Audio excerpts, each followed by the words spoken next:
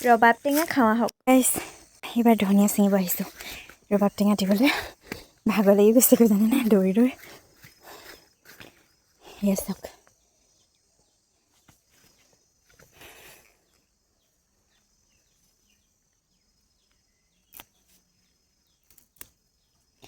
আমাৰ ঘৰৰ ধনিয়া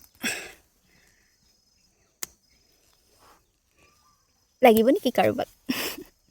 কাৰ ঘৰত ধনিয়া নাই ক'ব দেই গাইছ সত্যৰ গাইছ এইবোৰ চাওক আমাৰ শাকৰ বাৰী কলপাত কাটি আনিলোঁ দেখাতি ক'ত এই থওঁ গান গাইছ